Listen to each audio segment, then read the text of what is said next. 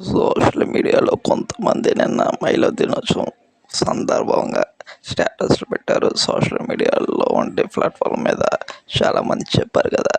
సరే, అలాంటి వాళ్ళకి ఒక ప్రశ్న: ఈ రోజు నుంచి మహిళలను గౌరవించడం మొదలు పెడతారా? సోషల్ మీడియాలో కింద బూత్ కమెంట్స్ కానీ, బూత్ మాటలు కానీ, అసభ్యకరంగా మాట్లాడడం కానీ, రాజకీయ నాయకులు కానీ, సినిమా నటులని, ఆడవారిని కానీ విమర్శిస్తారు కదా. మీరు విమర్శించడం కాదు, తిడతారు, బూతులు మాట్లాడతారు, హేళన చేస్తారు.